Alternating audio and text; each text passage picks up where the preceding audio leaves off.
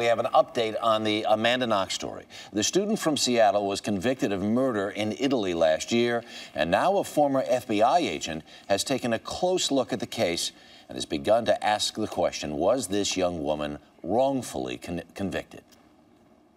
For nearly 3 years, Amanda Knox has been in an Italian prison.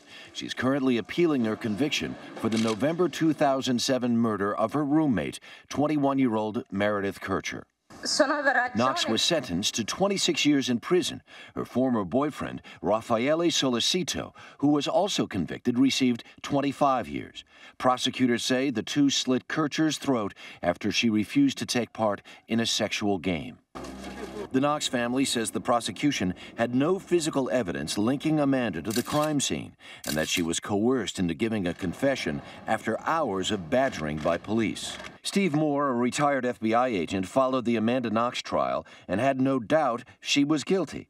That was until his wife, watching a CBS News 48 Hours mystery late last year on the Knox case, became convinced that she was innocent.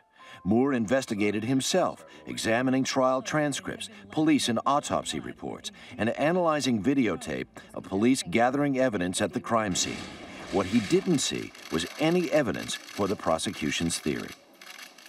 And retired FBI agent Steve Moore is here to tell us more about what he found out about the Amanda Knox case. Good morning. Good to have you here. I want to go back and just to set the record straight. As this story was unfolding in the media over the last couple of years, what was your impression of what was going on there? Well, I thought she was probably guilty. I mean, she was arrested.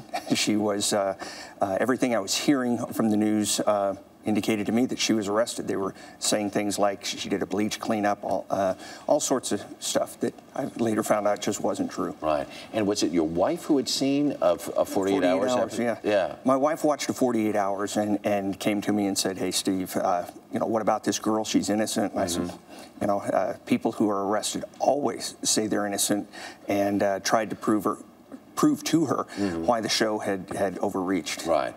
But then as you started to pay attention to it, what did you start to think? I started to wonder what was going on. There was no evidence that would support her conviction. I started looking and looking, and the more I looked, the more concerned I got, till I realized there wasn't anything there. One of your contentions is it's literally a physical impossibility for her and her boyfriend to have been in this space where this young woman was murdered. Because when a person, it's hard to talk about, but when a person dies from losing blood, you lose about 2 liters of blood. This was a very small room, and imagine just throwing 2 liters of blood all over the floor of this room, very small room. Right. If 3 people were in there, there would be footprints, handprints, palm prints. There would be hairs. There was a struggle, so there would be hairs from both of them, all 3 of them. There were a drifter, allegedly, and Amanda and Raphael. There was nothing from Amanda and Raphael, nothing.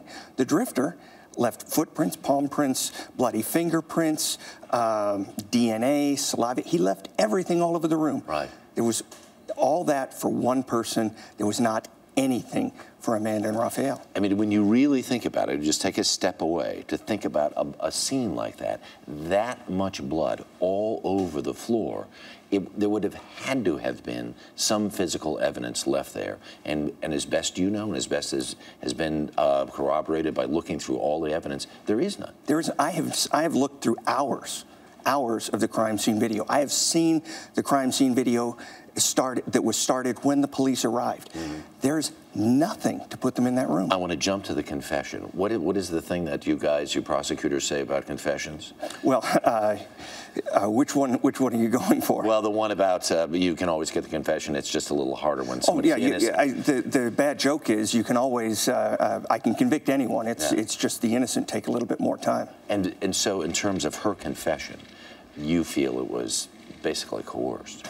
Oh, it was absolutely coerced. There's a technique, we just called it leapfrog, where you take a person for 24 hours, or in her case, all night, and 2 people every hour. And last but not least, as it turns out, after her case was completed, the prosecutors the people who were prosecuted were convicted themselves of malfeasance. Malfeasance, yes. What a story. Steve Moore, we thank you very much for your expertise. We really appreciate it. Thank you. All right.